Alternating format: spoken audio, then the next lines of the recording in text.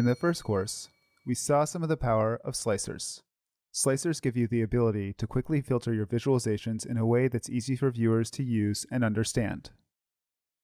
In this lesson, we'll create and use slicers as a quick and interactive filtering tool for visualizations. We would like to see our revenues by state, but would also like to view the performance of individual salespeople.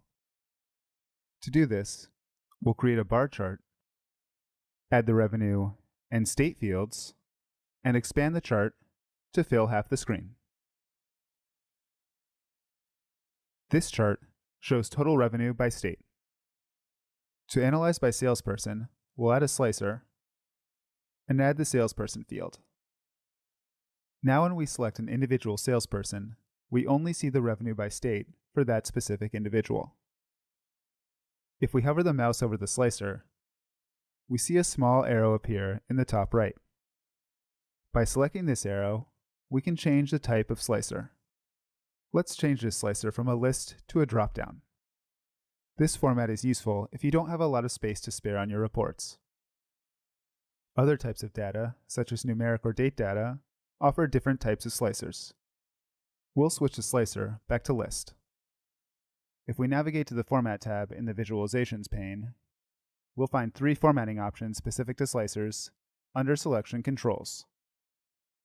The first is Single Select. If we turn this on, then we can only select a single salesperson at a time. As we can see, the buttons have changed to circular buttons. If we select one salesperson, then the previously selected one is automatically unselected. Let's turn Single Select back off.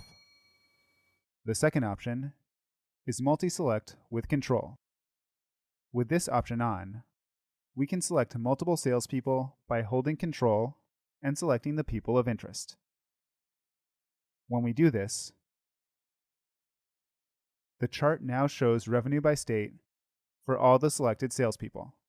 If we don't hold Control as we select salespeople, then the slicer behaves like a single select slicer. If we turn Multi-Select with Control off, then we can select multiple salespeople by simply clicking. The checkboxes indicate which salespeople are selected and which are not. The final slicer formatting option is to show a Select All option. If we turn this on, a Select All option is added to the top of our list of salespeople. This is particularly helpful when we want to select most of the available salespeople. We can click Select All and then unselect the salespeople we don't want to consider. One advantage of slicers is that you can add multiple slicers to the same page.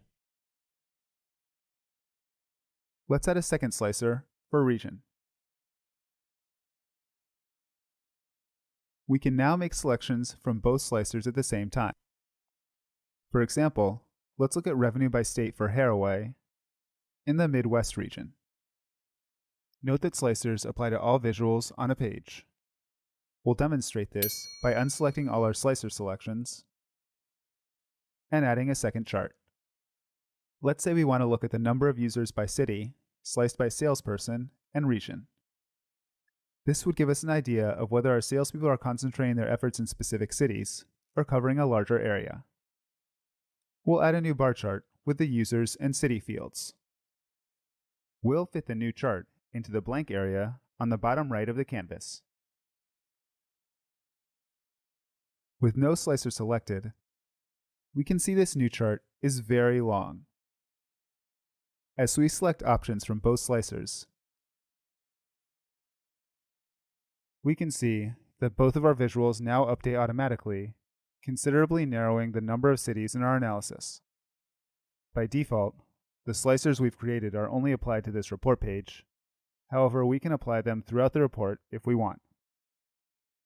We'll select the salesperson slicer, then select the View tab, and sync slicers. This opens up a slicers pane. This pane lets us control which of the pages of the report are affected by our salesperson slicer. The column with an I symbol indicates which pages include the salesperson slicer, while the column with a refresh symbol indicates which pages are affected by the slicer. Let's check the refresh box for the current page and check both boxes for the ribbon chart page.